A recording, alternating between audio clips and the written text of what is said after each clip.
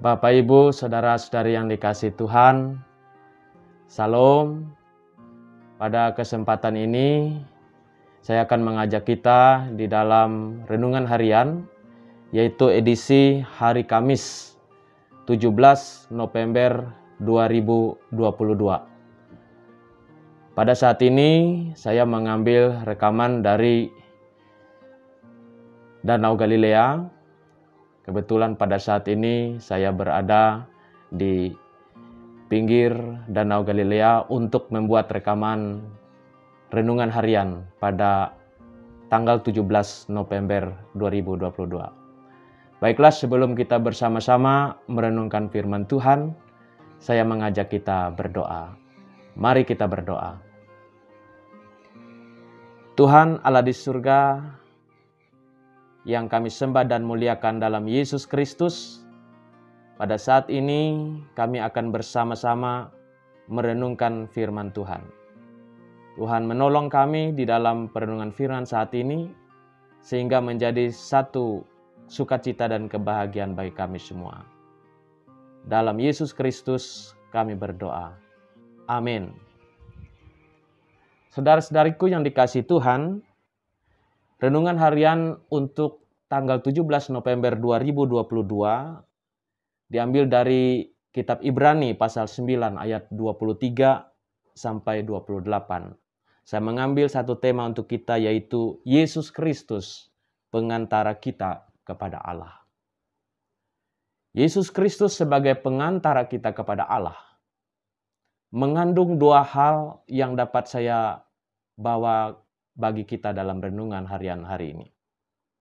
Yaitu yang pertama adalah Yesus Kristus datang ke tempat kudus menjadi pengantara bagi kita. Tempat kudus buatan tangan manusia, kata Ibrani, merupakan sebuah gambaran dari yang sebenarnya, yaitu suasana surgawi di mana Tuhan Yesus sendiri yang menjadi pengantara bagi kita kepada Allah.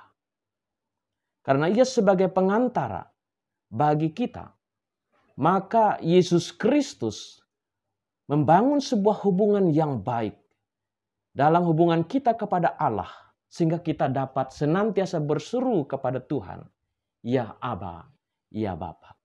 Karena itu Yesus Kristus memberikan satu sukacita bagi kita, di mana kita memiliki hubungan yang intim dengan Allah di dalam Yesus Kristus. Yang kedua adalah Yesus Kristus datang untuk menyelamatkan kita.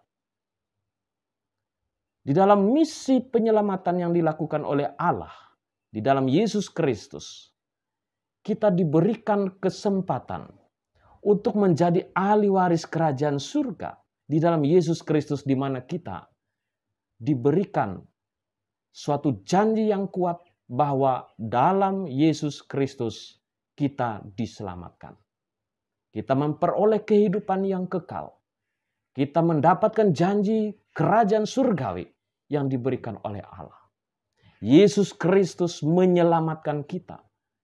Kalau kita mengingat sebagaimana dalam latar belakang Danau Galilea pada saat ini, peristiwa ketika Yesus meredakan angin ribut di Danau Galilea dalam kitab Markus pasal 4 misalnya.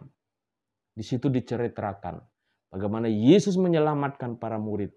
Yesus membuat danau itu menjadi teduh. Ia menyelamatkan mereka. Yesus Kristus datang untuk menyelamatkan kita. Memberikan sukacita, kebahagiaan, bahkan suatu pengharapan yang kuat, yaitu kehidupan yang kekal di dalam Yesus Kristus.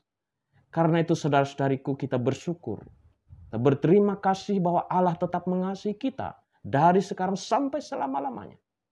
Dalam kasih karunia-Nya Ia tidak pernah berhenti untuk mengasihi kita.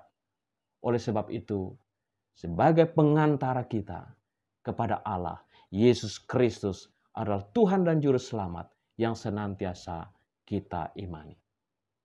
Tuhan Yesus memberkati kita semua. Amin. Mari kita bersama-sama berdoa. Terima kasih Tuhan Yesus, Engkau telah menjadi pengantara bagi kami kepada Allah yang Maha Kudus dan Suci. Pada kesempatan ini, kami senantiasa mensyukuri atas kebaikan Tuhan dalam hidup kami. Biarlah kami tetap beriman, percaya kepada Tuhan Yesus di dalam hidup kami.